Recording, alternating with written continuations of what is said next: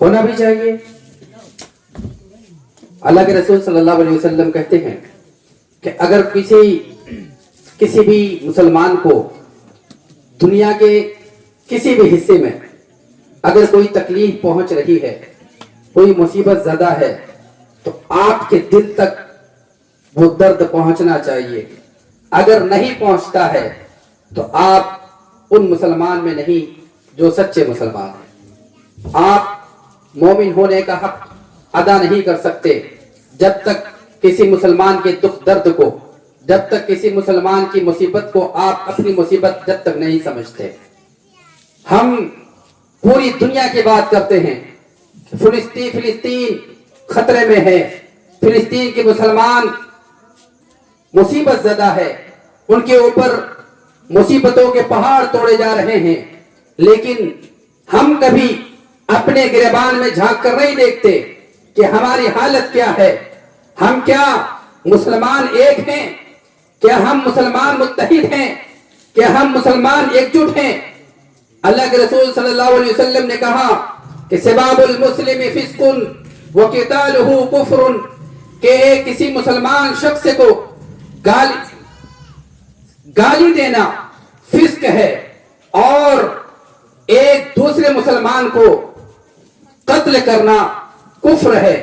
ایک کتنی خطرناک بات ہے، چھوٹی سی بات ہے، لیکن صرف کسی بھی مسلمان کو گالی دینا فسق ہے. ہم دوسروں کی اسی پیڑھا پر بیٹھ کر، اسی جگہ پر بیٹھ کر دن بھر گپے لڑاتے ہیں، دن بھر اڈا بازی کرتے ہیں اور دن بھر کسی نہ کسی مسلمان کا دھجیہ اڑاتے ہیں، دن بھر کسی نہ کسی مسلمان کی برائی کرتے ہیں. آج اس کی پگڑی اچھالتے، کل اس کی پگڑی اچھالتے، کل اس کی لنگی کھولتے، کل اس کا پنجنا کھولتے. نہ جانے ہماری حرکتیں کیا کیسی ہوتی ہیں. مسلمانوں اور خصوصاً یہاں کے نوجوانوں، ایک ہو جاؤ، ایک ہو جاؤ، اتحاد میں مل جاؤ، اتحاد قائم کرو.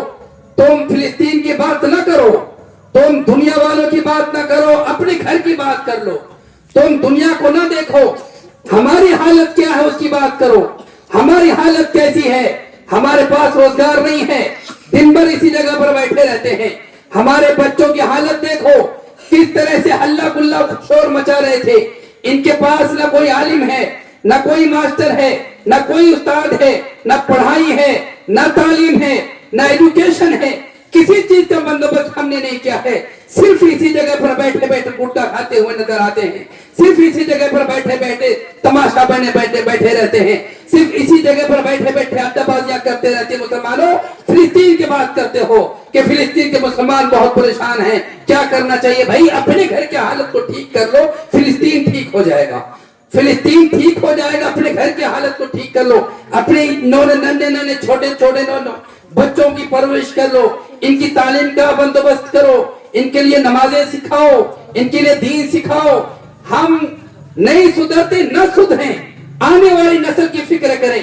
ہم جس طرح سے جگہ اور زمین کی فکر میں لگے رہتے ہیں، ہم جس طرح سے اپنے آل اولاد کے لیے فکر میں لگے رہتے ہیں کہ ہمارے آل اولاد کے لیے گھر بنانا ہے، ہمارے آل اولاد کے لیے جگہ اور زمین خریدنا ہے، یہاں 1 کٹھا خریدنا ہے، وہاں 2 کٹھا خریدنا ہے، ہمارے پاس 5 اولاد ہے، 5 کٹھا تو کم از کم ہونا ہی چاہیے. لوگوں، اس جگہ اور زمین سے زیادہ تمہارے لیے تعلیم ہے، تمہارے لیے ایجوکیشن ہے، آپ کے لیے تعلیم ہے. ہمارے ان بچوں کو سکھائیں، ان کو بتائیں. اگر ان کے پاس تعلیم نہ ہوتی تو آپ جتنے بھی لوگ تھے، جب یہ محفل سج رہی تھی، جب یہ اسٹیج لگ رہا تھا، نہ جانے جس طرح سے تملی ہوتی ہے، جس طرح سے تملی ہوتے ہیں، اسٹیج اور سڑک نظر نہیں آ رہا تھا کہ کدھر سڑک ہے، کدھر اسٹیج ہے، کدھر ترپال ہے، کدھر مائک ہے. بچے ہی بچے، بچے ہی بچے اور بچے ہی بچے نظر آ رہے تھے. اگر ان کے پاس تعلیم ہوتی، اس طرح سے وہ ہلہ اور شور گل نہیں کرتے. اگر ان کے پاس ایجوکیشن ہوتا، ان کی فکر کیے ہوتے، تو آج اس طرح سے مسجدیں خالی نہیں ہوتی، آج اس طرح سے بے پناہ نہیں دوڑتے، ادھر گلی اور کوچوں میں نہیں دوڑتے. ان کے لیے تعلیم کا بیوستھا کریں. ہم دن بھر میں 50 30 20 گٹکا کھا کر ختم کر دیتے ہیں. اور ہمارے جیب سے ہماری کمائی ہوتی ہے 300 روپیہ اور ہم 20 تو گٹکا کھاتے ہیں اور ہم بولتے ہیں کہ ہمارے پاس بچوں کو تعلیم دینے کے لیے پیسہ نہیں ہے, ماسٹر کو 150 روپیہ دینے کے لیے پیسہ نہیں ہے, ہمارے پاس مولوی صاحب کو 100 روپیہ دینے کے لیے پیسہ نہیں ہے. ابھی ایک گوشت لگ جائے روز کا روز 2 گائے ختم ہو سکتی ہے, لیکن ہمارے بچوں کے لیے 100 روپیہ کے تعلیم کی ویوستھا نہیں کر پاتے ہیں. ہم اپنے بچوں کے لیے 100 روپیہ 150 روپیہ اپنے بچوں کے لیے نہیں نکال پاتے ہیں. لوگوں, ہم اپنا قدم قبر پہ رکھے تو ہوئے ہیں, اپنی آل اولاد کی فکر کریں, آنے والی نسل کی فکر کریں, یہ بہت ضروری ہے. سارا محلہ سدھرتا ہے, ہم اپنی بات نہیں کرتے, ہم تو فلسطین کی بات کرتے ہیں, اپنے ٹولہ کی بات نہیں کرتے, دنیا کی فکر کرتے ہیں, ہم اپنے گھر کی فکر نہیں کرتے. اس کی ضرورت ہے. ہماری حالت کیا ہے, کیا ہم نوجوان, ہم نے دیکھا کہ نوجوان یہاں کے بہت اچھے ہیں, لیکن گائیڈ کی ضرورت ہے. ان کو سمجھانے کے لیے, ان کے دماغ میں بھرنے کے لیے ایک کوئی رہنما چاہیے, ایک کوئی رہبر چاہیے, ان کو بتانے کے لیے کہ بھائی دین یہ ہے. اتنے سارے نوجوان ہیں, اتنے سارے نوجوان بیٹھے ہوئے ہیں, اللہ کی قسم کھا کر کہتے ہیں کہ ان میں سے 99% لوگ نماز نہیں پڑھتے. جلسہ تو سجا دیا ہے, جلسہ تو منعقد کیا ہے, سارے لوگوں کو بلایا ہے, سارے بوڑھوں واسیوں کو بلایا ہے, لیکن سارے لوگ وہاں پر نماز پڑھنے کے لیے گئے اور وہ خود نماز پڑھنے کے لیے گئے. جب تک نوجوانوں نماز نہیں پڑھو گے, نماز نہیں پڑھو گے, تب تک کامیاب نہیں ہو سکتے ہو.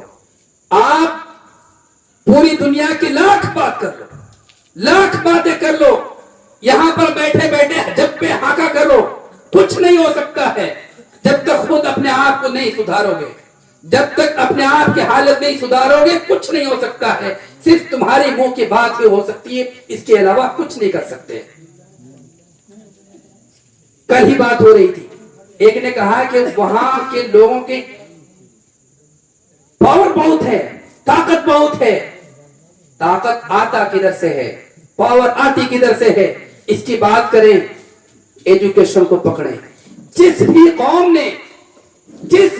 نے تعلیم کو پکڑا ہے, آپ ایک روٹی کھائیں,